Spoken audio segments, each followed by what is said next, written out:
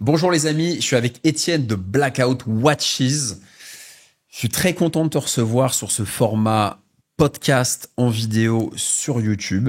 Merci beaucoup, trop content d'être là. Avec plaisir, c'est un format que j'aime beaucoup, c'est vraiment ce que j'apprécie, prendre le temps, se poser, faire des vidéos qui durent, c'est un peu ma marque de fabrique dans les vidéos de montres et autres d'ailleurs. Alors on avait fait une vidéo ensemble il y a peut-être 2 ans déjà qui avait vraiment Je bien sais pas plu. c'était il y a combien de temps, mais en effet c'était un petit moment. Et d'ailleurs c'était notre vidéo la plus longue et ça avait beaucoup plu aux gens. C'était la vidéo la plus longue et ça avait beaucoup plus quand on était vraiment rentré, on en parlera après justement des évolutions, on était vraiment rentré dans le détail, ce qui était Blackout, on avait regardé les montres, j'étais venu à la boutique rue de Rennes dans le 6e à Paris, qui est une super boutique d'ailleurs, passez voir si vous êtes à Paris. Mais ça on va y revenir par la suite. Yes. Moi ce que j'aimerais aujourd'hui c'est Étienne, que tu me redises et que tu nous redises aux gens, qu'est-ce que Blackout, ceux qui n'ont pas encore vu la vidéo, qu'est-ce que Blackout Watches aujourd'hui? Ouais. Blackout, nous aujourd'hui, on est une maison horlogère suisse. Un petit peu particulière. On aime bien, on aime s'introduire de cette manière-là, un petit peu comme un peu les rebelles, on va dire, du monde horloger, simplement parce que aujourd'hui, je pense qu'on a un fonctionnement qui est assez unique dans le milieu horloger. L'idée de Blackout, et pour comprendre, je pense qu'il faut arriver aux racines, c'est que mon associé Tim, qui est mon meilleur ami d'ailleurs, et moi-même, à la base, on est 2 passionnés de montres. Et l'opportunité Blackout, elle s'est présentée à nous, du coup, mi-fin 2021, et on a repris, du coup, cette marque janvier 2022 pour la changer complètement. Et surtout, en fait, on voulait apporter quelque chose pour nous de nouveau au marché. Je pense qu'aujourd'hui sur le marché, il y a énormément de marques, énormément de maisons, que ce soit des grandes maisons, des indépendants ou autres, et on voulait arriver avec quelque chose d'assez différent. Et en fait, pour nous, il y avait certains éléments, comme typiquement l'aspect ultra luxe ou l'aspect mouvement tourbillon ou voilà, ces typologies-là, l'utilisation de matériaux spéciaux, etc., qui en fait étaient, je dirais pas sous-représentés, mais où en fait on avait un grand écart énorme sur le marché entre ce qui se faisait dans l'horlogerie suisse, qui est magnifique, mais qui est malheureusement inaccessible pour tout un tas de passionnés, et de l'autre côté de l'horlogerie purement asiatique, où pour certaines personnes déjà ça va déranger, ils vont avoir des doutes par rapport à la fiabilité, et aussi typiquement, là, je parle du tourbillon. Il y avait des vrais problèmes de fiabilité, en tout cas sur nous, ce qu'on a pu tester du marché asiatique. Et l'idée, c'était de créer un entre-deux. Et grâce à l'association avec du coup nos horlogers, et donc du coup un grand merci à David et Eric principalement qui nous suivent depuis le premier jour de cette aventure-là. Et bien en fait, on a réussi à mettre en place un workflow un peu spécial. Et aujourd'hui, on assemble toutes nos montres en Suisse et on retravaille complètement en fait des mouvements tourbillons d'origine asiatique, où vraiment on va changer certaines pièces, on a toute une typologie de testing qui vont nous faire gagner de la fiabilité jusqu'à aujourd'hui, avoir des taux de retour qui sont absolument excellents pour une base de mouvement qui est la meilleure qu'on a pu sélectionner, mais qui est quand même assez peu fiable, pour être très franc. Et aujourd'hui, en fait, ça nous permet d'assembler des pièces avec des valeurs perçues absolument dingues. En tout cas, c'est ce que disent nos clients. Le tout pour un prix vraiment, vraiment accessible. On va en parler du prix. La XP1 tourbillon, par exemple, en est l'exemple parfait. Celle que tu as au poignet, celle que j'ai au poignet également, qui est donc un tonneau en carbone forgé avec un mouvement tourbillon volant à l'intérieur pour 3000 € sur les modèles de base, 3300, 3400 sur les éditions limitées. Mais voilà. Et vraiment, l'idée de cette pièce, c'était de se dire, on pousse le truc jusqu'au bout, on prend le tourbillon, qui est peut-être la complication la plus élitiste, on prend le tonneau, puisqu'aujourd'hui, toutes les marques en face sont des marques ultra luxe, que ce soit, pour les citer, de toute façon, tout le monde le connaîtra, mais Richard Mille, même Franck Muller, Bianchet, Custos, c'est que des marques à 5 ou 6 chiffres au niveau des prix. Et on s'est dit, mais ce serait génial d'offrir quelque chose aux gens sur un prix un peu plus accessible, mais tout en gardant un niveau de fiabilité qui est ultra élevé. Et c'est le tour de force qu'on a, je pense, réussi depuis 2022. Et en tout cas, on a de très bons retours sur cette pièce et on en est bien content. Alors, du coup, la question que je te pose, c'est qu'est-ce qui s'est passé entre le moment où on a fait la vidéo, donc ça devait être en 2022 ou 2023, je pense 2023, donc en 2 ans, entre le moment où je suis venu tourner la vidéo dans la boutique, il y a beaucoup plus, je remets le lien d'ailleurs en description, allez voir la vidéo, c'est important que vous la voyez, prenez le temps de le faire. En 2 ans, il y a beaucoup de choses qui ont changé, j'ai l'impression. Ouais. Il y a beaucoup de choses, ça a beaucoup travaillé, vraiment, ça je te crois, sur parole. Et est-ce que tu peux nous parler un peu des évolutions, des changements, des nouveautés Ouais, très clairement. Déjà, il y a eu plusieurs modifications. La première, c'est que je pense qu'on a beaucoup plus compris ce qu'était notre ADN. Et en fait, la première chose qu'on a fait, c'est de rationaliser notre catalogue aujourd'hui autour typiquement de la XP1. C'est quasiment l'une des seules gammes qu'on a aujourd'hui sur notre site, parce qu'au final, c'est ce qu'aiment les gens. C'est vraiment ce côté complication très élitiste rendu plus accessible au travers justement du travail de nos horlogers. C'est le côté les matériaux comme du titane ou comme du carbone forgé, encore une fois, rendu plus accessible. Et donc en fait, on s'est rendu compte que nous, quand on a racheté la société, on avait tout un tas de gammes, mais c'était obligatoire pour nous. On a racheté en fonds propres, on n'a pas levé d'argent ou autre. Donc il fallait qu'on épure tous ces stocks qu'on avait récupérés. Et une fois qu'on l'a fait, plutôt que de restocker ou autre, même si ça se vendait un petit peu, on s'est dit non, on sort tout du catalogue, on va vraiment proposer aux gens aujourd'hui ce qui représente notre ADN, et notre ADN aujourd'hui c'est ça, c'est la XP1, et c'est tous ces éléments qui sont rendus, c'est cet ultra luxe rendu plus accessible. Et donc vraiment, au final, c'est assez paradoxal, mais au moment où on a retiré toutes les autres gammes quasiment, c'est là que le chiffre d'affaires pour nous a commencé à vraiment s'emballer et à monter. Donc c'est trop cool. Et en fait, ça nous a permis de vraiment comprendre ce que les gens venaient chercher chez nous. Et donc, s'en sont suivis tout un tas de choix. Il y a plein de choses qui vont arriver aussi. Mais du coup, ça nous a donné une ligne directrice par rapport à notre image, à ce qu'on voulait être, même aux collaborations qu'on voulait faire.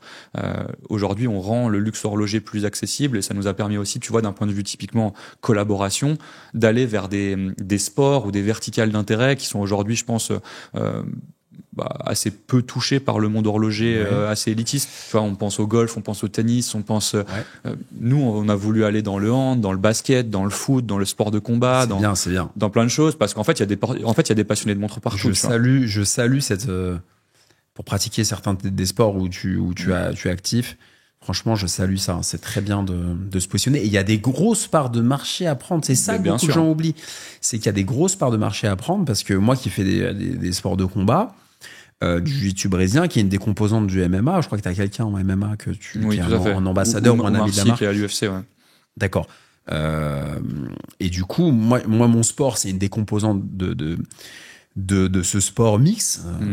Et du coup, je sais qu'il y a beaucoup de gens qui aiment les montres. Tu vois, quand je vais m'entraîner, par exemple, dans mon club, qui est pas très loin d'ici, mais je vois beaucoup de très très belles montres. Il y a beaucoup de passionnés, beaucoup de gens qui ont des belles situations, qui aiment les belles choses, qui aiment les belles montres. Il y a beaucoup de choses. Donc je trouve que c'est intéressant que tu puisses aussi adresser ces passionnés qui sont pas forcément représentés dans le sponsoring horloger traditionnel, qui est très classique, très parfois un peu très bourgeois, avec les sports classiques comme le tennis que j'aime beaucoup devant, mais ou la Formule 1 qui est inaccessible. Quel particulier fait de la Formule 1? C'est ça, il faut faire un peu de karting à la limite, mais enfin, tu vois. Ouais. Donc je trouve que c'est intéressant que tu ailles. C'est intéressant à deux niveaux en fait pour moi, parce que c'est intéressant parce que pour toi en termes de business, tu vas chercher des paires de marché. Donc, et c'est intéressant aussi en termes d'image, parce que tu montres l'ouverture de Blackout. C'est ça. Aujourd'hui, on se positionne comme une marque qui fait rien comme les autres, autant le pousser jusqu'au partenariat. Voilà. Tu vois. Je trouve que il y a en termes de DA et de positionnement, c'est différenciant. Exactement. Et au-delà de ça, nous, ce qu'on a dit depuis le début, c'est qu'avec Blackout, on a vraiment à cœur de faire une société, une boîte qui nous ressemble. Que ce soit Tim ou moi-même, ou même la grande majorité de nos équipes, on est tous des fans de sport, tu vois. Et on est tous des fans de sport, mais il y en a un qui fait du basket, il y en a un autre qui fait de l'athlé. Enfin, au final. Pour le coup, on trouvait que parmi nous, tous fans d'horlogerie, on n'était pas représentés dans, comme tu dis, les partenariats des grandes maisons. Et donc, au final, ça tombait sous le sens. Et donc, on a sorti de belles collaborations. On a fait Mike James, par exemple, dans le monde du basket, qui est meilleur marqueur de tous les temps en Euroleague, ancien joueur NBA, qui a joué à Monaco actuellement. On a Nedim Remili dans le monde du hand, qui est champion olympique, qui a un palmarès de fou, champion olympique, champion du monde, champion d'Europe. Il lui manque la Ligue des Champions, et j'espère vraiment pour lui qu'il pourra aller la chercher cette année avec son club. On a Alan Saint-Maximin, on a fait Nicolas Nelka aussi à l'époque dans le monde du foot. Pareil, on se dit allez, on va sur quelque chose. J'aime bien les gens que tu choisis. J'aime bien les gens que tu choisis parce que c'est des gens qui ont une personnalité. Exactement. Je sais pas, moi ça me parle beaucoup. Nelka, tout ça, c'est de ma génération. En plus, ça me parle beaucoup tout ça. Mais il y a un truc qui me vient en tête là tout de suite, c'est que je me dis, dis-moi. Est-ce que Blackout, une des forces de la marque, ça va être aussi de présenter des montres, de faire aimer l'horlogerie à des gens qui n'aiment pas forcément l'horlogerie. Tu vois, qui sont pas du milieu forcément. Ouais. Et ça, je pense que toi, de par ton positionnement et l'audace en fait que tu as dans les partenariats, tu peux aller chercher des gens qui portent plus de montres. Tu vois, qui portent plus de montres et qui se disent tu vois, l'horlogerie, c'était un peu élitiste, ça me parlait pas beaucoup parce que c'est pas moi. Et là, j'ai une marque qui me parle et qui sait comment m'adresser. C'est ultra intéressant. J'ai l'impression, moi, c'est ma vision là. Mais en tout cas, c'est trop bien parce que, en fait, tu touches du doigt et c'était l'un des objectifs pour nous au travers de toutes ces collaborations. Mais en fait, ce qui est génial, et ça, pour le coup, on l'avait pas planifié à l'avance, c'est qu'aujourd'hui, de par ce qu'on fait et de par la nature de nos produits, on va toucher aussi bien justement du newcomer, quelqu'un qui commence à s'intéresser au monde horloger. J'entends parfois sur plein de nos vidéos ou publicités ou commentaires, ouais, vous dites que 3 000 € c'est accessible. Alors oui, je suis conscient que 3 000 € c'est une grosse somme pour une montre, tu vois, mais toujours est-il que 3 000 € pour un tourbillon en carbone, etc., dans le paysage horloger aujourd'hui, c'est quand même quelque chose. Si t'en as vraiment envie, si c'est la montre de tes rêves, tu peux aller la chercher. Et donc, on a toute cette typologie-là de nouveaux venants dans ce monde horloger qu'on arrive à capter. Et en parallèle de ça, et ça c'est super drôle, mais en fait, on a aussi tous les passionnés qui déjà reconnaissent en nous une marque qui prend soin de ses clients, très proche de ses clients, qui a envie de bien faire, qui propose quelque chose de vraiment sympa d'un point de vue horloger. Alors je sais que notre base de mouvement, et parfois ça fait grincer des dents, mais est asiatique, mais il y a tellement de travail qui est fait dans les ateliers en Suisse. Tous les passionnés, quand ils voient la montre, ils hallucinent. Et au-delà de ça, il y a ce côté où en fait, aujourd'hui, on n'utilise que des matériaux ou des formes ou des complications qui sont sous-représentés dans les collections. Donc en fait, même chez les passionnés, en général, il y a peu de tonneaux, en général, il y a peu de carbone, en général, il y a peu de tourbillons ou pas de tourbillons. Et en fait, en un achat qui est plutôt raisonné, ça permet de cocher 3 cases de la bucket list horlogère du passionné classique, tu vois. Et donc en fait, on a vraiment les deux segments qui aujourd'hui composent notre clientèle, et même au-delà de ça, nous en tant que passionnés à la base, c'est un régal et c'est génial au quotidien parce qu'en fait, tu peux transmettre ta passion à des personnes qui découvrent. Récemment, j'ai livré une montre à la boutique à Paris. Vraiment, elle m'a dit, mais c'est pour le coup, c'était super émouvant. En plus, c'était quelqu'un, c'est son patron qui lui avait payé la montre pour le remercier du travail qu'il avait fait pour lui. Il me dit, mais c'est la montre que j'ai toujours voulu d'avoir depuis que j'ai vu vos pubs il y a 2 ans et demi, etc. Je suis trop heureux. Et du coup, il était trop content que je lui explique absolument tout, des détails, de pourquoi, du comment, etc. Et en parallèle de ça, juste après, tu vas parler avec quelqu'un qui a une collection à 1 million, tu vois, et qui va t'apprendre des choses. Donc c'est juste génial. Ouais, non, mais c'est vrai que t'as les deux et parce que c'est un peu le problème souvent dans l'horlogerie, c'est soit t'as des marques qui sont un peu en circuit fermé et qui parlent qu'aux passionnés et ça reste qu'entre passionnés, c'est pas très ouvert. Oui. Ou soit t'as des marques qui vont aller faire du mass market, mais où ce sera pas de la qualité, quoi. Donc toi, t'arrives et c'est compliqué à faire. Par contre, je suis admiratif parce que c'est compliqué. Et aujourd'hui, est-ce que tu arrives plutôt à convertir un client qui est un newcomer, comme tu dis, c'est-à-dire quelqu'un qui portait plus de montres ou qui s'intéressait pas à l'horlogerie, et tu vas le convertir à l'horlogerie, ou est-ce que tu arrives à convertir des gens qui sont déjà... Même si tu m'as dit que c'était les deux, mais... Dans le fond, c'est juste la durée du cycle de vente qui va changer. On sent qu'il y a beaucoup plus besoin, je pense, de prendre du temps et de rassurer et d'expliquer ce qu'on fait à quelqu'un qui découvre ce monde-là, simplement parce qu'il veut être sûr de pas faire une erreur, tu vois. Ouais, parce que le prix... voilà, exactement. Par rapport au passionné qui, lui, en général, vraiment, je prends 20 minutes au téléphone avec un passionné, je lui explique ce qu'on fait sur les mouvements, comment est-ce qu'on emboîte, même on propose aux gens même de visiter l'atelier s'ils veulent, tu vois, s'ils sont proches de Genève ou autre, et directement ils sont rassurés, ils vont voir les avis Google, ils vont voir les interviews sur YouTube, et en fait ça convertit beaucoup plus vite si la pièce les intéresse vraiment, tu vois. Mais au final, on arrive vraiment à avoir une base client qui est ultra diversifiée, et ça c'est trop bien. D'accord, et tu arrives vraiment à créer avec la DA, l'image, les valeurs aussi, à fidéliser les clients. Et la question que j'ai envie de te poser, c'est pourquoi le client vient acheter une XP1 ? Qu'est-ce qu'il cherche chez Blackout ? C'est quoi ? C'est le mouvement, c'est la forme du boîtier, c'est pourquoi le client achète chez toi ? Nous à la base, on s'est, parce que 3 000 €, je t'interromps, parce que 3 000 €, tu peux acheter des choses. Bien sûr. Donc pourquoi est-ce qu'il va mettre 3 000 chez toi ? En fait, ce qui est ultra marrant, c'est qu'on a, encore une fois, on a tout. Mais à la base, nous, on pensait que c'était vraiment la forme tonneau qui faisait acheter plus qu'autre chose. Au final, là, plus ça avance, plus on se rend compte que c'est vraiment le triptyque matériaux spéciaux, comme je te disais, carbone, titane, mouvement, complications rendues plus accessibles et tonneau. Après, en fait, tout ça, ça constitue l'ADN, on va dire, de la marque. Maintenant, je pense qu'il y a 2 choses qui sont primordiales. La première, c'est la valeur qu'on va mettre, la valeur de la pièce est ultra élevé dans le sens où moi aujourd'hui, en étant à l'intérieur de ce milieu-là, je connais un petit peu les multiples, je connais les marges, je connais tout ça. C'est une pièce qui nous coûte cher à la prod, honnêtement. Et en fait, je pense que les gens le ressentent vraiment quand ils la voient en vrai, quand ils l'essayent, quand tout ça. Et en fait, ils ont vraiment le sentiment, et aujourd'hui, surtout dans des périodes, je dirais, économiquement un peu incertaines, comme on est en train de traverser, les gens, je pense, ont besoin de sentir que je mets 3000 là-dedans, mais je suis certain d'avoir de la valeur qui est très forte.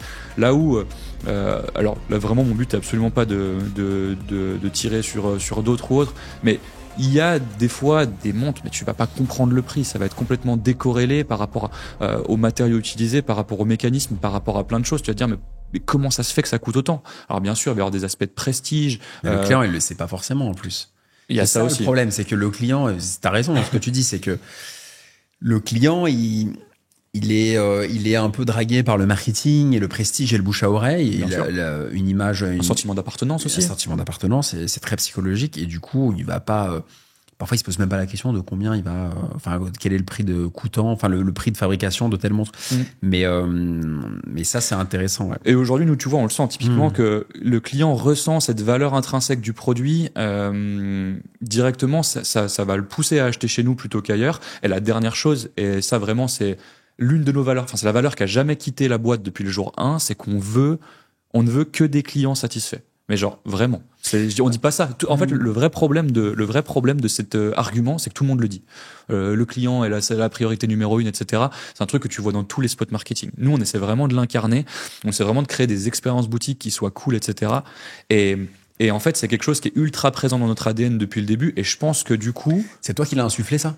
Moi, oui, carrément, parce que. Faudra que tu me dises pourquoi. Pour la petite histoire, je vais te le dire maintenant. Bah ouais. Moi, j'ai vécu ma pire expérience d'achat en achetant une montre. Voilà, c'est pas compliqué. J'avais économisé pendant 1 an. C'était pour moi le highlight de l'année. Et j'ai été traité. Alors, je crois peut-être qu'on l'avait déjà raconté dans la première vidéo. Désolé s'il y a de la redite, mais genre en gros, j'étais jeune, j'avais pas de barre, j'avais rien. Et en gros, je pense que les gens de la boutique pensaient pas que je venais pour acheter une montre. Juste qu'en fait, j'avais fait des heures sup, j'avais bossé à fond pour me payer cette montre. Et quand je suis arrivé, je sais pas, il y a eu entre 10 et 15 minutes, et c'est long, 10 et 15 minutes quand t'es dans une boutique. Alors, il y avait un peu de monde, mais c'était pas bondé avant qu'on vienne me parler, quoi. C'était vraiment, et puis tu sais, je cherchais du regard les gens. T'as acheté? J'ai acheté parce que c'était un objectif perso. Mais il y a une déception. T'as pas... Horrible. Et en fait, aujourd'hui, à entendre plein de passionnés, mais c'est des histoires qu'en fait tu retrouves partout. Moi, j'ai un de mes très bons copains qui est un gros client chez une grande marque. Il me dit, mais moi, il y a 10 ans, j'achetais là-bas, c'était incroyable, c'était champagne, c'était rendez-vous, on te présentait la montre et machin, c'était fou. Aujourd'hui, je me retrouve à payer des sommes à 5 chiffres, et en fait, c'est à moi de remercier le vendeur parce qu'il m'a mis à disposition la pièce, on me vend ça sur un coin de table, il y a pas de champagne, il y a rien. Et en fait, aujourd'hui, je pense qu'il y a aussi de ça, c'est que les gens veulent retourner peut-être vers des plus petites maisons ou autres, parce qu'il y a vraiment ce contact de sentir que t'es avec des gens qui aiment vraiment la montre, qui vont prendre le temps. Et tu vois, c'est hyper drôle parce que là, récemment, et c'est arrivé, je pense, la semaine passée, on a reçu un mail d'un client. Et là, je m'ouvre à toi parce que du coup, c'est un des rares feedbacks qui n'était pas positif qu'on a reçu. Il m'a dit, j'ai été un peu déçu de mon expérience en boutique. Visiblement, vous étiez dans le rush à cause en fait, on était en pleine période de grosse livraison. Donc, en fait, je crois qu'il y avait le coursier FedEx qui passait genre je sais pas, 16h ou 16h30. Et en fait, ils étaient en train de finir le tout. Le client est venu chercher sa montre, et je pense qu'ils ont pris moins le temps. Et comme on dit vraiment aux gens que le client est l'intérêt numéro 1 pour nous, ils s'attendaient à ce qu'on prenne le temps, qu'on lui montre la montre, qu'on parle avec lui, qu'on lui raconte l'histoire, etc. Et ce qu'on fait d'habitude. Et là, on l'a pas fait avec lui. On a reçu un mail où il nous a dit, juste, vous le dites sur les réseaux, j'ai été déçu. Donc là, t'as fait une réunion derrière, t'as passé direct. La premier meeting avec les gens après, c'était ça. En fait, là, on met un rituel en place. On s'en fout. Le coursier FedEx, on est sous l'eau, on a tous plein de choses à faire. Un client qui rentre en boutique pour soit acheter, soit venir prendre réception, même pas acheter, juste qui est curieux, on prend le temps qu'il faut. Il faut juste jamais qu'ils se sentent, ils sentent qu'on est dans le rush ou qu'ils se sentent dénigrés en boutique, tu vois. Et donc, je pense que voilà, pour répondre à ta question de manière finale, c'est la valeur du produit, ce qu'on va mettre dedans, le travail de nos horlogers, qui est honnêtement, je pense que les gens se rendent pas compte, mais qui est énorme dans le retravail des mouvements et dans l'emboîtage, c'est normal. Et du coup, en face de ça, l'aspect accueil en boutique, etc., qui est ultra important. Oh. Et donc, du coup, les gens viennent chez nous et je pense qu'ils sont bien contents, tu vois. Moi, à chaque fois que je viens, j'ai toujours été bien reçu. C'est pas le cas, tu me le dis. Non, mais je te le dirais. Parce que moi, j'étais un ancien commercial, donc si tu veux, c'était mon obsession. Et c'est pour ça que j'atteignais mes objectifs, en fait. Ouais. C'est pourquoi j'atteignais mes objectifs dans mes dernières boîtes, surtout. Au début, j'étais pas un bon commercial, mais à la fin, oui. C'est parce que j'étais obsédé par le client. Et je préférais que le client soit content et qu'il m'achète pas tout de suite et différer la vente, tu vois. Et pour moi, à l'époque, les anciens, ils disaient le client est roi. Maintenant, on le dit plus, tu vois. Mais avant, c'était ça. Et on avait une notion de service client. Et c'est vrai que moi, je suis hyper déçu. J'ai déjà acheté des montres à 5 chiffres dans des magasins. C'est pas fou, tu vois. C'est triste. Proposer champagne. Bon, j'ai eu une canette de Perrier, on a discuté un peu. J'ai acheté des montres dans des grands magasins aussi. Là, c'était très compliqué. Je dirais pas où, mais j'ai acheté des montres dans des grands magasins. Alors, c'était samedi, mais quand tu achètes une montre 6-7 000 euros, même un samedi dans un grand magasin, tu peux pas. On doit te la mettre à l'heure, la montre. Mais c'est clair. Tu dépenses 7000, on te la met pas à l'heure. Moi, j'en avais parlé en vidéo à l'époque d'ailleurs. Ça avait tourné en interne, je pense, chez la marque. Mais bref, je pense que on se souvient beaucoup de la manière dans laquelle on est reçu. C'est comme quand tu vois quelqu'un que tu connais pas, tu le rencontres chez des amis, etc. Si la personne, tu la regardes dans les yeux, elle est sympa, elle a un mot pour toi, elle t'appelle par ton prénom, tu vois, il y a un truc, tu t'en souviens. Et ça, c'est intéressant que tu aies cette obsession.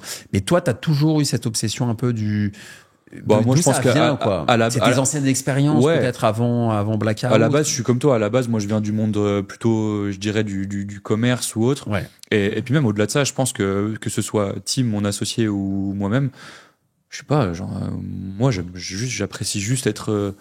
En fait, j'aime pas être dénigré par quelqu'un, et donc j'ai envie, genre si ça arrive dans une de nos boutiques, je suis dégoûté, quoi, parce que c'est juste pas nous, en fait. Et on dit tout le temps que ta marque ou ta boîte doit être le reflet de ceux qui la gèrent. Ben nous, je pense profondément que ce qu'on veut, c'est donner une belle montre aux gens. C'est qu'ils passent un bon moment avec nous, c'est qu'ils en parlent autour d'eux, c'est qu'ils laissent un avis positif, c'est qu'ils disent à quel point ils trouvent ça cool. Et en fait, c'est là que moi je préfère, en vrai de vrai, on a fait un épisode ensemble sur le média Blackout Hours. On parlait c'est du fait qu'aujourd'hui on célèbre presque plus les chiffres, on célèbre les moments passés ensemble avec les équipes ou les très bons retours de clients. Ça, tu vois, quand tous les retours positifs de clients, on les partage dans notre groupe commun en équipe et on dit les gars, c'est pour ça qu'on fait ça. Et en fait, tu sens que c'est ce qui fait écho à tout le monde. Donc ouais, ça vient de là, je pense. Mais c'est juste, on est comme ça et on a envie que notre boîte nous ressemble. Et aujourd'hui, en fait, moi, je comprends même pas pourquoi le client est plus roi. Surtout aujourd'hui, quand tu vois la difficulté économique, les gens, enfin, quelqu'un qui vient payer une XP à 3 000 euros, c'est 3 000 euros qu'il met pas ailleurs. Et quand tu vois l'état du monde aujourd'hui, c'est un témoignage de confiance qui est ultra élevé. Donc, on a envie de le rendre avec une bonne expérience, quoi. Je suis entièrement d'accord avec toi. Et c'est quoi les prochaines étapes? Alors, c'est hyper intéressant. Donc là, on est en plein milieu déjà d'une grosse modification. Tu l'as dit au début, du coup, maintenant c'est Blackout Watches, c'est plus Blackout Concept. Donc là, je sais pas quand cette vidéo sortira, mais on vient de faire le switch au moment où on tourne cette vidéo ensemble. Donc déjà un changement de nom de la marque parce qu'on voulait justement beaucoup plus, je dirais, embrasser notre ADN horloger. À la base, quand on a repris Blackout Concept, c'était vraiment un concept. Il y avait de la customisation horlogère, il y avait des montres de la maison. Dans l'ancienne boutique à Genève, il y avait des skis Blackout, il y avait de la vodka Blackout même, c'était assez fou. Donc c'était vraiment le concept de tout noir, etc., porté par le gros, c'était l'horlogerie. Maintenant, aujourd'hui, on est juste une maison horlogère. On ne fait que ça, on se concentre là-dessus. Et donc, Blackout Watches, c'est qui on est vraiment. Et donc en fait cette modification est venue avec un nouveau site qui est venu avec donc des nouveaux visuels, des nouvelles photos. Pour le coup, je pense que c'était un de nos gros points faibles sur les dernières années. Notre site et nos visuels rendaient absolument pas hommage à nos boutiques et à nos produits. Le nombre de gens qui disaient oh mais heureusement que je suis venu la voir en vrai parce que vraiment les photos me faisaient hésiter, je trouvais pas ça si beau. Et en fait quand ils la voient en vrai, ils changent complètement d'avis. Donc là on a vraiment travaillé avec un photographe exceptionnel qui s'appelle Vincent. Je dis merci dans cette vidéo parce que déjà super personne et au-delà de ça le rendu, la qualité est vraiment géniale. Nouveau site aussi. Là merci à Maël cette fois-ci qui hyper, je trouve, bien immersif, qui est rapide, qui est qualitatif. Enfin bref, tu comprends vraiment où tu mets les pieds. Et voilà. Puis on en a profité pour sortir quelques nouveautés. Donc la XP1 Gold que j'ai là au poignet. On a sorti aussi du rouge sur la XP1 Titane et la XP1 Carbone, le bracelet orange que tu as toi au poignet de ton côté. Donc voilà, ça marque vraiment un changement pour nous. Au-delà de ça, on a aussi du coup le nouveau média, du coup Blackout Hours, sur lequel donc j'ai eu la chance de t'interviewer et où on veut vraiment expliquer aux gens pourquoi est-ce qu'on va travailler ensemble, tu vois, en tant que personne qui est vraiment la personne derrière Tocante et pourquoi est-ce qu'on apprécie travailler avec toi et faire ça avec aussi bien les youtubeurs avec qui on va travailler que nos célébrités partenaires, nos sportifs partenaires et autres. Et puis en fait, je pense qu'in fine, il y a aussi sur la partie Next Step, il y a aussi une volonté de globalisation qui pour nous est importante. Je pense que c'est la prochaine étape. Aujourd'hui, on est très présent dans la francophonie. Je pense qu'on vend 90, 95 ou 90 ou 95% pour nos amis suisses et belges du coup de nos montres en France, en Suisse, en Belgique, au Luxembourg. Et en fait là on pense que ça peut prendre ailleurs. C'est ce que je veux te demander, c'est la suite de ma question, c'est là on a refait un peu la backstory, tu nous as montré les modifications en 2 ans, c'est assez important en termes de repositionnement, de stratégie, de branding, etc. De gamme aussi. Puisque tu as cleané, en fait, tu as enlevé les anciennes gammes de l'ancienne gérance, et là, c'est vraiment toi, quoi. Ouais. Et c'est d'ailleurs pour ça, à mon avis, que, inconsciemment ou pas, t'es passé de concept à Watches. Ouais, c'est plus affirmé, quoi. Bah, parce qu'en fait, c'est plus un concept. Ouais, c'est ça. C'est du réel. Et le fait de le garder en concept, pour moi, ça te donnait une indication comme quoi c'était qu'une idée. C'est non, ça. C'est réel. Donc là, je pense que le fait que tu as musclé ton jeu, c'est pour ça que tu as enlevé le concept. Je sais pas si tu l'as conscientisé comme ça, mais pour moi, c'est ça. C'est trop ça. Voilà. Et du coup, ma question suivante, c'est aujourd'hui, c'est quoi l'ambition, en fait, que tu as? Vers où tu veux aller? Là, tu commençais à me dire que tu t'aimerais aller à l'export. Donc, en francophonie, bon, c'est 90 ou 95% à peu près de tes ventes. C'est quoi la vision, quoi? C'est hyper intéressant. À 5 ans, à 3 ans, où est-ce que tu veux aller? Qu'est-ce que tu veux conquérir comme marché? C'est des questions qu'on se pose tout le temps. Et en vrai, donc comme je te le disais, je vais répondre en 2 temps. La première partie, c'est oui, l'international, on a envie de se développer plus à l'international. Maintenant, où, je saurais même pas te dire exactement. Je pense qu'on va faire des tests. On va voir quels sont les marchés étrangers qui répondent le mieux, on va dire, à ce qu'on peut faire. Parce qu'on a une histoire qui est quand même particulière. Il faut aussi, je pense, convaincre les gens que ce qu'on fait c'est vraiment de la qualité et du coup il y a des cultures ou autres qui je pense sont plus prêtes au changement que d'autres. Tu vois, aujourd'hui on fonctionne très bien sur le marché francophone parce que notre écosystème est construit pour que ça fonctionne comme ça aussi. Quelqu'un qui se pose une question sur attends mais comment est-ce qu'ils font pour commercialiser un tourbillon à 3 000 €? Attends, mais je vais aller voir la vidéo avec Tocante, je vais aller sur leur site, je vais aller voir les avis Google, je vais aller voir tout ça. L'écosystème aujourd'hui montre que ce qu'on fait c'est de la qualité. Demain va aux États-Unis, on n'a pas encore d'articles de blog avec des gros médias américains, on a que quelques vidéos YouTube avec des youtubeurs américains. On tourne pas de pub là-bas, on n'a pas de pub là-bas spécifique pour le persona américain, etc. Donc je pense que on a cette volonté de globalisation et on va faire des tests. Nous, c'est comme ça qu'on fonctionne dans tous les cas. On essaie d'être super pragmatique dans les choix. On essaie de prendre que des décisions logiques. Donc on va tester. Si demain c'est l'Allemagne qui prend, on va commencer par l'Allemagne. Si c'est l'Espagne ou l'Italie, on commencera par là. Puis en fait, petit à petit, on va essayer de comprendre chaque marché pour y aller un petit peu plus, mais tout en gardant évidemment nos racines francophones et nos origines francophones. Donc ça c'est vraiment, je dirais, l'objectif là de l'année, des années qui viennent. Et après l'ambition, si je dois prendre ça un peu sur le côté philosophique de la chose, nous en fait ce qui nous fait plaisir, c'est déjà juste le fait que la boîte elle marche, qu'on soit rentable aujourd'hui, qu'on se développe, qu'on ait des ambitions comme celle-ci. Déjà c'est une réussite qui est trop cool. Moi, genre, juste travailler au quotidien. T'as pas fait de levée de fonds? Zéro. Bootstrapping complet. C'est important à dire. On a tout fait en fonds propres et c'est pour ça que je te dis qu'en fait on est hyper rationnel dans toutes les décisions qu'on prend.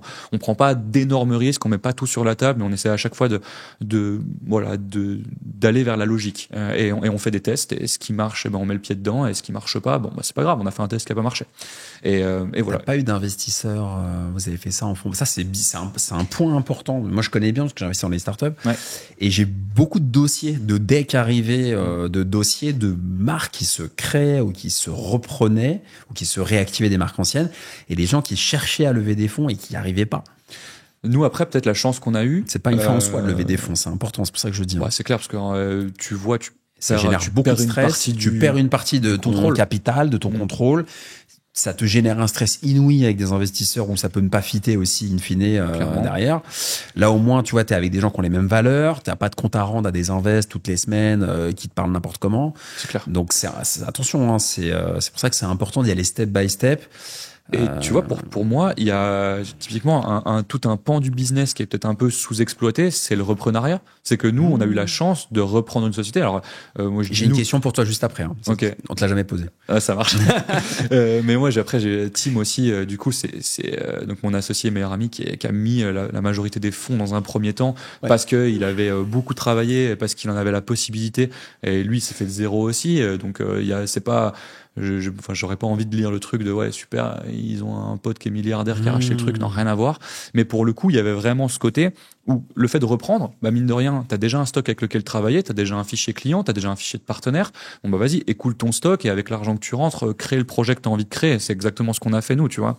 Donc ça, je pense que ça nous a aidé. C'est vrai que partir from scratch, quand tu dois te créer une image, quand tu dois te créer une base client, quand tu dois, pour le coup, je pense tester tes premiers modèles, si tu sais pas comment le marché va réagir, c'est plus dur que de reprendre un truc sur lequel tu sais que bon, dans tous les cas, tu vas les écouler. Tu vas peut-être mettre 6 mois ou 1 an à écouler tes modèles en cours s'ils plaisent pas tant que ça, mais bon, il y a déjà des clients pour ça, tu vois. Donc je pense que ça nous a vachement aidé. Alors la question que je te pose, c'est pourquoi est-ce que tu as repris plutôt que créé? Bah justement pour ça, pour nous, encore une fois, on voyait ça comme un gain de temps en fait. Il y avait plein d'éléments qui faisaient que déjà des bonnes relations avec l'ancien gérant que je remercie, Fabrice, vraiment. En fait, quand on a échangé avec lui, on s'est dit vas-y, on va être formé par rapport au business. Il va pouvoir nous accompagner au début, etc. Il y aura peut-être. On venait pas de ce monde. Nous, comme je te disais, on était des passionnés à la base. On était 2 entrepreneurs, si tu peux dire ça comme ça.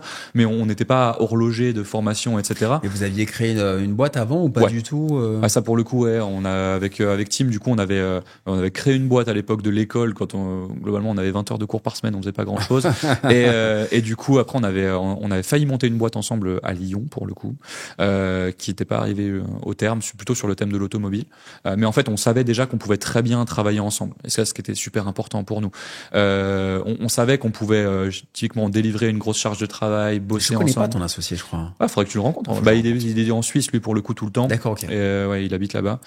Moi, je fais un peu la navette entre Genève et Paris. Toi, t'es né en France ou en Suisse? Je suis né en France, dans le Jura, du coup. Donc, horlogerie aussi, mais pour le coup française de mon côté.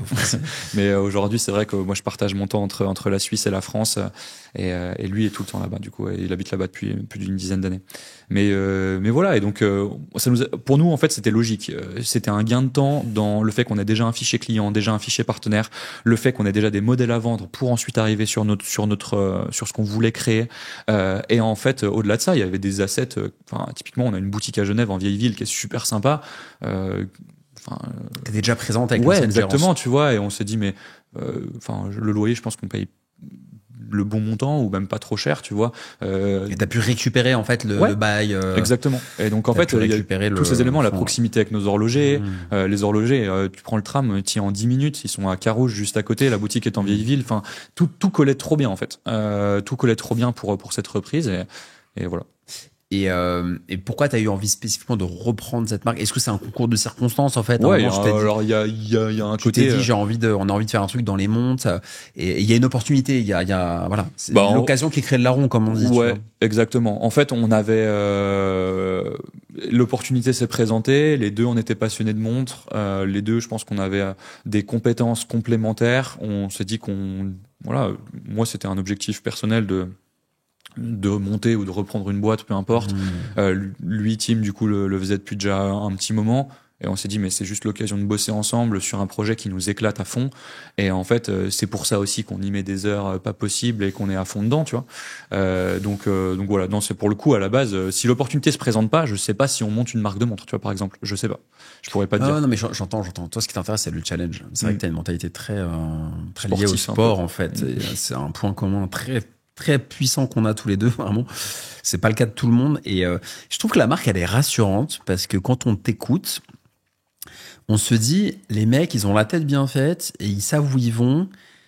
Donc ça crée du trust. Et en tant qu'ancien commercial, je peux en parler, on n'achète que quand on a confiance dans le produit, mais dans l'équipe. Dans les gens aussi. Dans les gens aussi. Bah ouais, clairement. Et puis alors et tu vois, tu donnes confiance. C'est-à-dire qu'en fait, j'ai l'impression que en t'écoutant, il y a, tu vois, c'est comme un ingénieur, tu vois, c'est très structuré. Ouais. C'est-à-dire que Blackout, c'était ça. On a repris, on a fait ça, aujourd'hui c'est ça. Et ensuite, on ira là. Et en fait, il y a plusieurs étapes, un peu comme la carrière d'un sportif, tu vois, qui va dans un club, qui va changer de division, etc. Et du coup, c'est assez limpide, en fait. C'est assez clair. Et ce qui n'est pas le cas de plein de marques, dans leur lot ou non, où c'est un peu plus fouillis, où il y a une direction à gauche, une direction à droite. Là, j'ai l'impression, en fait, la vision que vous avez définie sûrement tous les deux, en fait, elle est assez, elle est assez claire. Et du coup, ça peut rejaillir aussi sur les ventes, sur le business. Clairement. Et puis, parce que le client, il le sent. Moi, je pense que le client, il ressent tout. Au final, je suis complètement d'accord. Et nous, c'est un truc qu'on nous a dit beaucoup, et surtout au début, quand on venait de reprendre aussi. Je vous fais confiance. Et après, on a aussi tout fait pour que les gens aient confiance en nous. Tu vois, et c'est très drôle, mais par exemple, on a déjà eu des clients qui nous ont dit au tout début, on avait beau les convaincre, passer du temps avec eux, etc. Un jour, une fois, j'ai eu un client qui m'a dit, moi, j'achète votre expérience, je suis content, mais votre boîte elle est jeune, etc. Comment je suis sûr que si elle a un pépin, je vais pouvoir la faire réparer, parce que ce que vous faites sur les mouvements c'est un peu particulier, etc. Et en fait on s'est dit mais ok, comment rassurer même ces gens-là qui ont besoin d'être rassurés plus. Et en fait du coup ce qu'on a fait c'est que notre horloger principal du coup David, en parallèle d'être à la tête de notre horlogerie, il a une société de SAV en Suisse, il est certifié par plus de 26 marques. Tu vois dans sa cuisine il y a tous les certificats de toutes les maisons là, et donc il fait du SAV. Pour plein de grandes maisons. Et en fait, du coup, lui, avec son autre boîte, du coup, de SAV, il a fait un document en disant, si vous avez un pépin avec votre XP1, moi, je peux l'assurer pendant, en gros, je pourrais la réparer pendant, je sais pas, 10 ou 15 ans, quelque chose comme ça. Donc là, je lui ai dit, il faut que votre XP1 ait un problème, ce qui arrive assez très peu même vu les taux de retour actuels. Il faut que la boîte ferme, il faut que la boîte de notre horloger ferme. Enfin, bref, le taux de pourcentage de chance, il n'existe pas, tu vois. Donc on a aussi cette manière de penser qui est de dire on veut rassurer les gens parce que ça passe par là au début. On n'est pas Rolex, on n'est pas Audemars, on n'a pas une histoire centenaire et il faut se faire une place sur un marché qui est ultra concurrentiel où il y a plein de gens qui ont de bonnes idées, qui bossent bien aussi. Et donc du coup il faut avoir un plan et puis on essaie de le faire. Alors après franchement on fait des erreurs, tu vois, il y a des trucs qu'on teste et qui marchent pas, mais c'est normal. Et moi je suis ultra convaincu de ce que vont dire différents entrepreneurs qui en fait disent que pour moi la société qui réussira à la fin c'est celle qui arrive à tester plus vite que les autres. Je pense que ça c'est la réalité.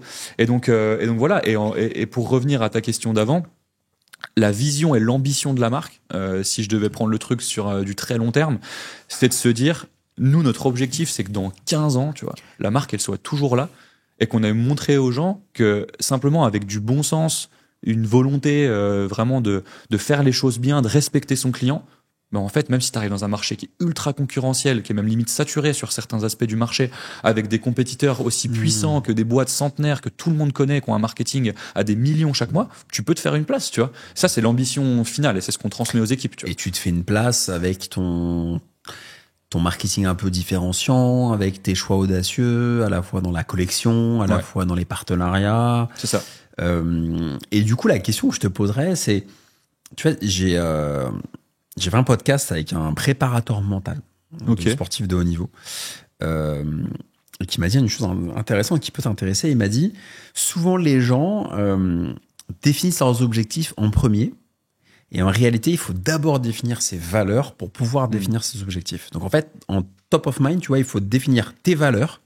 Mes valeurs, ça va être ça, ça, ça, et découleront de tes valeurs tes objectifs. Et ça, je l'avais pas vu comme ça. Et du coup, la question que je te pose, c'est quelles sont les valeurs de Blackout aujourd'hui ? Ouais, trop bien. Ça m'intéresse de le savoir. Bah, tu vois, ça c'est trop bien. C'est un exercice qu'on a fait ultra tôt au début. Parce que c'est un truc qu'on avait entendu plein de fois, typiquement dans des podcasts, etc. Tu vois, c'est peut-être ce pourquoi aujourd'hui c'est clair en fait. Ouais, trop bien. Bah vraiment pour le coup aujourd'hui c'était ça. Et je pense qu'il y a peut-être une nécessité aussi. En fait, les valeurs qui sont les nôtres. À la base, ce qu'on a essayé de faire, c'est de définir mes valeurs en perso, les valeurs de team, retrouver vraiment nos valeurs fortes communes, et on s'est dit ça sera les valeurs de la boîte, tu vois. Et là, après 3 ans, récemment, on a refait un espèce d'examen où on s'est dit est-ce que c'est toujours le cas, tu vois. Et il y avait peut-être des choses qu'on avait sous-estimées, et donc du coup on a un peu retravaillé la chose là récemment. C'était en novembre de l'année dernière. Aujourd'hui, on a 3 valeurs principales. La valeur numéro 1, c'est, comme je le disais avant, c'est le client est la priorité. Et ça, c'est une valeur qui est très chiante parce que, comme je le disais, tout le monde le dit. Et nous, on essaie vraiment de l'incarner au quotidien. Donc, je veux pas faire de la redite par rapport à ce qu'on a évoqué tout à l'heure, mais on pense vraiment chaque décision en se disant, il faut qu'à la fin, le client soit satisfait. Aujourd'hui, si tu regardes les avis Google de Blackout, les seuls avis négatifs, ils datent d'avant qu'on reprenne. Et on n'a pas réussi à les faire enlever. Tu peux pas les enlever. Ouais, c'est l'enfer. Ou alors faut payer une blinde. C'est horrible. Et pour le coup, on a déjà. C'est pas ta faute, quoi. On a déjà eu, ouais, mais c'est un peu chiant, mais bon, c'est comme ça. C'est comme ça. Et on a déjà eu, je crois, 2 ou 3 avis négatifs qui sont tombés suite à des clients qui avaient eu un pépin. Et ça arrive, tu vois, ça reste de l'horlogerie, ça reste de la mécanique. Et en fait, on a pris le temps de les appeler, de comprendre pourquoi. Et en fait, sans leur demander, ils ont changé l'avis en disant, bah, franchement, j'ai changé d'avis parce que les mecs, vraiment, dans le fond, ils prennent soin de leurs clients. Et ça, du coup, c'est la valeur numéro 1 qui était le truc au tout début et qui a jamais bougé et qui, je pense, bougera jamais. La deuxième chose, et on en revient là-dessus, c'était du coup c'est la performance. C'est que, en fait, mine de rien, même si à la fin, moi, j'adore les concepts de boîtes un peu feel good, où tout le monde est sympa, etc. Ouais, en vrai, nous, on a une équipe, mais tout le monde s'entend ultra bien, mais c'est quand même drivé par la performance. Il y a une réalité économique. Moi, c'est ce que je dis avec mes équipes. Ouais, c'est ce que je dis avec les gens que je bosse. C'est que il y a deux choses. Je t'interromps, mais il y a deux choses. C'est important, en fait, de dire ça. C'est ta chaîne.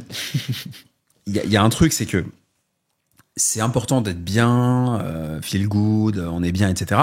Mais il y a aussi une réalité économique. Moi, j'emploie ce mot-là, de pouvoir générer du profit, de la marge, qu'on puisse payer les gens, voilà, qu'on puisse payer un loyer, payer les fournisseurs. Donc il faut manager en fait ce deux trucs. Il y a cet aspect-là. C'est difficile en fait de trouver parce qu'il y a des gens qui sont trop dans le côté business et humainement c'est zéro. Il y en a beaucoup, il y a énormément d'exemples que je pourrais citer. Et il y en a qui sont uniquement dans le côté YOLO. Et derrière, on va tous au casse-pipe. Et c'est pas respecter les autres, parce que tu respectes pas les autres quand t'es que dans le YOLO. 100%. Tu respectes les autres quand t'es exigeant. Mais tu sais, exactement. En fait, le truc, c'est que t'as pointé du doigt exactement le vrai de la chose. C'est qu'en fait, nous, on s'est rendu compte que quand on n'était pas dans la perf, ça générait de la frustration, mais chez tout le monde. Et en fait, moi, je prends l'exemple souvent d'une équipe de sport de haut niveau. Enfin, regarde une équipe qui est première du classement ou regarde une équipe qui est 19e, l'ambiance dans le vestiaire, elle est complètement différente. Et dans le fond, nous, c'est ce qu'on essaie de créer au quotidien dans les équipes et en se l'imposant à nous-mêmes de base. La semaine dernière, on a lancé le nouveau site, on a fait des nocturnes jusqu'à, 2 heures du mat, histoire de tout vérifier parce qu'il y avait des fautes dans la traduction en anglais. On va l'imposer à personne. Les gens, ils font leurs horaires, etc. Mais quand ils sont là, ils sont là. Et en vrai, mine de rien, c'est le fait qu'ils bossent dur et qu'ils soient en fait dans la même vision que nous et dans cet aspect performance qui fait que on arrive à avoir des bons résultats. Et donc, du coup, on a ces moments de déconne de, là, on a lancé le site. Moi, j'avais dit à mon gars, j'étais avec David, un de nos vendeurs en boutique à Paris, quand on a lancé le site, je lui dis, écoute, si on fait une vente dans l'heure qui suit le lancement du site d'une des nouvelles XP1, allez, on se fait plaisir, on se fait un apéro. Ça sort, au final, on en vend juste après le lancement. Et il me sort une bouteille de champagne qu'on avait gardé de côté pour une ancienne soirée qu'on avait fait en boutique avec nos très bons clients. Et il me sort ça, mais de derrière les fagots, je sais pas depuis combien de temps il s'est dit, faut que je la tape, cette bouteille de champagne. Et ça crée un moment qui est trop cool et un moment de vie au final qui est génial. Et parce qu'en fait, on est fiers d'avoir fait tout ça et parce qu'en fait, on a bossé dans une optique de performance, mais en fait, ultra bienveillante. Je pense qu'il y a personne dans nos équipes qui peut nous reprocher d'avoir été injuste ou d'avoir été, je sais pas, mauvais avec eux. Honnêtement, on voit vraiment la chose comme de la performance, mais ultra bienveillante. Et en fait, à la fin, ça rayonne sur tout le monde et tout le monde est heureux, tu vois. Donc ça, c'est la deuxième valeur. Tu leur rendras service. Tu sais, moi, je me souviens que des patrons qui ont été exigeants, qui m'ont fait sortir de ma zone de confort où je me suis surpassé. Et c'est eux que je cite dans mes bouquins, c'est eux dont je me souviens en fait. Bon, la même chose pour moi. Et alors que tu vois les expériences qui étaient, on te brosse dans le sens du poil, tu restes dans ta petite zone et tout, je m'en souviens plus en fait. Ouais. Moi, je m'en souviens plus. La mémoire, elle est tellement sélective. Donc non, moi j'ai cette vision de Blackout, effectivement, un mix entre cette rigueur et cette performance et cette bienveillance aussi.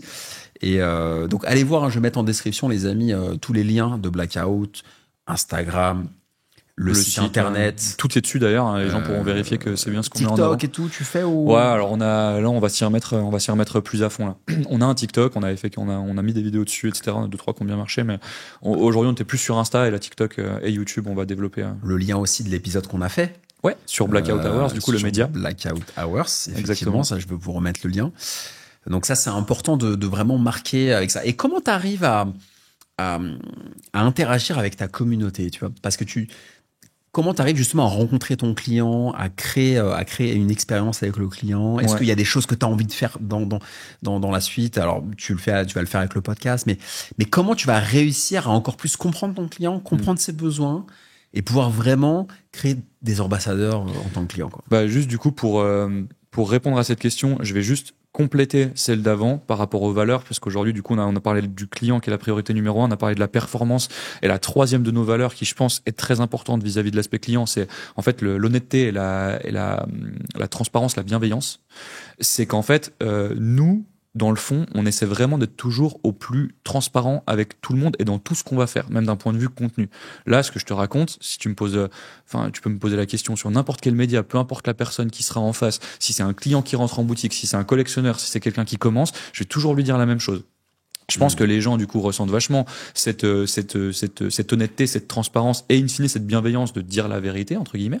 Et du coup, c'est drôle, mais au final, en fonction de la personne, on va dire son canal préférentiel qu'elle va utiliser dans son quotidien pour scroller ou pour se détendre ou autre, et ben en fait, elle va se prendre ce contenu où vraiment en fait on met en avant nos produits, mais aussi qui on est et ce qu'on fait. Et en général, elle va accrocher, puis elle va rentrer dans l'écosystème. Et nous, c'est trop drôle parce qu'à chaque fois, sur chaque nouveau client, on les appelle pour les remercier. Au téléphone, sur une commande en ligne, par exemple, on voit une commande en ligne de monsieur X, on ne connaît pas, on appelle. Merci beaucoup pour la cliente, merci pour la commande, etc. Et on pose toujours la question pour nous aussi, comment est-ce que vous avez découvert? Et c'est trop drôle, parce que du coup, en fait, tu te rends compte que, en fait, j'ai vu une de vos vidéos sur YouTube, puis du coup, en fait, après, j'ai été retargeté par vos pubs et j'ai vu vos pubs, j'ai bien aimé, puis après, du coup, je suis allé lire vos avis Google, puis après, j'ai vu ce truc-là, et j'en ai parlé avec un tel qui était client, et en fait, du coup, à chaque fois, et en fait, c'est à chaque fois dans un sens différent. Des fois, les gens vont commencer par prendre une pub sur les réseaux, puis ils vont tomber sur YouTube, puis après, ça va être un article ou autre, tu vois. Et donc, du coup, en fait, nous aujourd'hui, et c'est en ça que je te dis, on a un objectif de globalisation, d'aller à l'international, etc. Mais je pense que ça prend du temps parce que il faut créer cet écosystème, tu vois, qui se répond un petit peu et qui fait que justement la personne à la fin, elle a confiance, puis elle entend vraiment le message, la qualité du produit. Faut que le produit plaise, évidemment. Bon, ça après c'est les goûts, les couleurs, hein, ça plaît ou ça plaît pas. C'est le jeu, mais du coup on a cet aspect aussi valeur transmise et ce qui est important pour nous et ce qu'on a envie d'animer chez le client et qui en fait du coup au travers des différents contenus ou publicités ou autres qu'on va pouvoir faire, ça va résonner pour la personne, puis après en fait elle va se renseigner un peu partout et voilà. Et puis après nous aujourd'hui ce qui est la force de la marque, je pense, et ça va m'amener sur un point qui est pour nous super important, c'est qu'aujourd'hui on a un lien direct avec le client, c'est-à-dire que c'est un choix fort qui a été fait, mais l'année dernière, on vend 92 ou 92% de nos montres en vente directe aux clients. C'est-à-dire que par rapport à l'immense majorité des marques qui ont des revendeurs partout et des distributeurs pour inonder le marché, pour se faire connaître, nous, on fait le choix de la vente en direct aux clients. Les gens, ils viennent en boutique, les gens, ils achètent sur le site, on les appelle, ou les quelques revendeurs qu'on a, et que je salue d'ailleurs, qui sont vraiment tous des revendeurs qu'on apprécie vraiment humainement, et parce que je pense qu'ils croient aussi en le projet, et ils portent vraiment ce qu'on fait, et ce qui est important pour nous. Alors, que ce soit aussi bien Temps et Passion à Monaco, Bijouterie Renoir, Cagnes-sur-Mer, Daniel Gérard, du coup, Luxembourg, Thionville, la vitrine horlogère en Belgique, c'est des anciens clients qui ont monté ça. D'ailleurs, Tom Gérard, le responsable de Daniel Gérard, du coup, Thionville et Luxembourg, pareil, il était client XP1 lui-même. Ocara à Paris, enfin bref, je vais en oublier, je vais me faire taper sur les doigts, mais voilà, Luxstore Ajaccio, bref. Tous ces gens-là, aujourd'hui, ils sont sélectionnés, mais on les a pas démarchés. C'est-à-dire qu'en fait, c'est des gens qui sont venus à nous suite à des vidéos YouTube et qui nous ont dit, on aime bien ce que vous faites. Très intéressant. Peut-être que géographiquement, ça pourrait être cool pour vous d'avoir quelque chose, etc. Nous, on est chaud de travailler avec vous. Et on est content de le faire. Et en fait, c'est génial pour nous parce qu'on sait, on a la garantie que ces gens-là, ils vont porter le message aussi bien que nous, on le ferait en boutique. Parce qu'ils ont vu les contenus, ils savent comment on est. Et puis, on avance vraiment, nous, au feeling avec les gens, tu vois. Mais ce qui fait que pour tous les autres, en fait, on est en lien direct avec le client. Ce qui fait qu'on arrive à leur parler, on arrive à leur démontrer nos valeurs, etc. Et puis au-delà de ça, j'en reparlais, mais la valeur du produit. Aujourd'hui, le fait d'avoir très peu d'intermédiaires, ça nous permet d'avoir un produit où certes on prend peut-être moins de marge que la majorité des maisons, mais parce que la majorité des maisons, elles vont utiliser des revendeurs et des distributeurs. Déjà, t'as pas la marge du distributeur à rajouter. À la fin, quand t'as des intermédiaires partout, il faut que tout le monde mange à la fin. Et j'ai pas de problème avec ça. C'est une stratégie qui est complètement valable. Mais nous, aujourd'hui, on a fait le choix et le pari de se dire, on veut parler à notre client. Et tu veux garder sa stratégie? Ouais. Tu veux... D'accord. Moi, personnellement, je suis assez convaincu que c'est ce qui fait la force de la marque aujourd'hui. Et t'aimerais avoir plus de boutiques en propre ou garder tes 2 boutiques en propre et faire plus de ventes en ligne? C'est une idée. Alors, les deux sont possibles. Après, à terme... étant donné que même sur les ventes en ligne, on arrive à avoir quand même un lien avec le client. Alors, il sera toujours moins fort qu'avec une boutique. Mais encore une fois, on est en fonds propres. Ouvrir une boutique dans des grandes villes, tu vois, on avait réfléchi à Londres à un moment donné. Mais quand tu vois ce qu'il faut poser sur la table pour ouvrir une boutique à Londres, faut avoir les reins solides, tu vois. Donc, encore une fois, on pèse le pour et le contre. Et quand ce sera le bon moment, je pense que typiquement, demain, on lance des publicités, on lance tout un écosystème marketing qui prend et on sent que le marché anglais est en train de bien tourner. Ouais, là, on se posera la question d'ouvrir une boutique à Londres. Une fois qu'on aura cette garantie-là, puis une fois qu'on fera tant de volume sur place, il y a aucun problème avec ça. Mais aller l'ouvrir from scratch, etc. C'est trop risqué. Mais donc aujourd'hui, nous on a, je pense, c'est ce positionnement qui est un peu particulier, qui est de dire on parle au client direct et du coup ça se ressent et il y a un lien qui se crée et du coup on a beaucoup de bouche à oreille et puis surtout on a une récurrence client qui est hallucinante.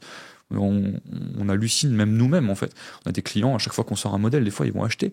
On se dit mais pourquoi les gens qui ont acheté tes montres, ils ont toujours été contents. J'ai toujours eu des bons feedbacks. Des gens abonnés chez moi qui m'ont. Enfin, il y a toujours eu du positif. Je pense que ça vient de la qualité du produit aussi. Déjà, quand tu achètes un produit, c'est la qualité de la montre. Ouais, parce que là, on parle des valeurs et tout, mais à la fin, il faut que le produit fonctionne. La qualité de la montre, et après, on a besoin d'avoir confiance aussi, parce que tu sais, je connais des marques qui sont pas réputées pour leur SAV, et du coup, les gens se désintéressent de la marque. Donc, je pense qu'une mauvaise publicité, c'est très, très négatif, et ça met beaucoup plus de temps à se réparer. Horrible, tu vois. Donc, je pense qu'il faut être très, très vigilant. Il y a beaucoup de gens qui devraient faire attention aussi à ça. Le SAV, nous, c'était une composante aussi pour rassurer que t'es hyper intéressante. Mais donc, du coup, on a la chance d'avoir le même horloger pour les emboîtages. Toi, t'avais un challenge. Enfin, quand je fais un peu, tu vois, le feedback de Blackout, c'est impressionnant parce que t'avais un vrai challenge avec ton associé. Il faut le dire parce que c'était une marque qui existait, qui était pas bien comprise parfois du grand public. Tu as des clients et tu l'as reprise avec les casseroles, entre guillemets, dans la mesure où il y avait quelques mauvais commentaires aussi, tu vois. Ouais, clairement. Et tu as réussi à partir d'une bonne idée, de la bonne idée du fondateur, à la sublimer, à la développer, à la faire qui te ressemble et qui ressemble à ton associé. Et c'est balèze quand même, parce que t'as plein de gens qui seraient dit, je vais partir table rase d'un autre concept.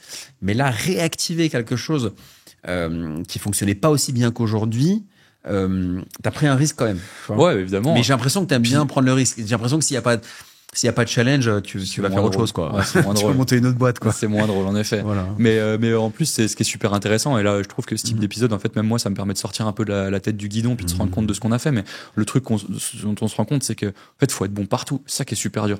Faut avoir un bon SAV, faut avoir un super produit, faut bien communiquer, faut avoir des stratégies logiques. Enfin, je veux dire, c'est pas facile, tu vois, tous les matins. Mais du coup, non, c'est vrai que ça a plutôt bien marché. Et en fait, le fait qu'en 2022, quand on reprend la marque, en fait, on a profité justement de ce temps-là pour vendre les anciens stocks et à nous vraiment nous concentrer sur comment est-ce qu'on fait pour avoir un produit canon avec une fiabilité canon, avec un SAV qui est rapide, qui est transparent, qui est fluide. Et d'ailleurs qu'on est en train d'améliorer ici, et même une amélioration continue des produits. Tu vois, on a mis en place des process, par exemple pour la XP1. Aujourd'hui, on est sur des niveaux de fiabilité qui sont vraiment excellents, nos taux de retour. Et j'en parle, je dis pas, on se fait pas mousser en interne, mais j'en parle avec d'autres acteurs du monde horloger. J'en parlais l'autre jour avec responsable d'Okara qui est la plus grosse plateforme de revente en ligne en France. Il connaît lui les chiffres et je lui donne nos taux de retour. Il me dit mec, c'est super bien. Mais en fait, ça c'est aussi parce qu'on s'est dit tout de suite, il faut qu'on ait un produit qui soit qualitatif et en fait on va avoir une amélioration continue de ce produit-là. Dès qu'on a genre plus de 2 fois un retour sur la XP1 qui est similaire, on se dit que c'est potentiellement un problème récurrent et on se pose la question de comment est-ce qu'on le gomme, tu vois. Et en fait, je pense que ce feedback permanent avec les horlogers, l'amélioration, etc. Au final, ça met tout en place, ça mène la confiance du client. Même quand il y a un problème, le SAV il est cool. On a un commentaire sur Google Avis, je crois. Le client il nous dit ouais, j'ai eu un pépin avec ma montre, j'étais dégoûté, mais en fait le SAV il était tellement bien que ça m'a fait adorer encore plus la montre. Et aujourd'hui je porte que celle-ci, j'ai mis mes Rolex au coffre. Je suis trop heureux. Non, je connais des collectionneurs qui ont tes montres et qui mettent au coffre leur Rolex et autres, j'en connais. C'est quoi les challenges aujourd'hui? C'est quoi tes challenges dans le business où tu dis ça, il faut que je puisse dépasser ça pour aller atteindre mes objectifs avec Blackout, tu vois. Ouais, c'est intéressant.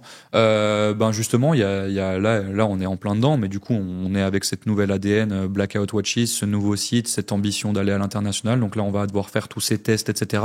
On a aussi pour volonté de tester de nouvelles verticales d'intérêt. Tu vois, au début, je te parlais du sport qui est vraiment dans notre ADN et des sportifs et le fait d'ouvrir. Ouais, on a envie de continuer à le faire, tu vois, mais sur des verticales qui sont aussi nouvelles au-delà même du sport. Je pense aux entrepreneurs, par exemple. Okay. Je pense à typiquement, alors c'est pas fait, mais moi j'aimerais bien rentrer dans le monde du poker, par exemple. Okay. À l'instant T, c'est pas fait. On est en discussion avec plusieurs grosses têtes d'affiche dans ce monde-là, mais je trouve que c'est un monde où aussi maintenant les professionnels de poker, la performance, le niveau de connaissance du jeu, le travail du jeu qui est nécessaire, c'est absolument dingue. Et en plus, c'est des secteurs sur lesquels on sait qu'il y a des passionnés d'horlogerie.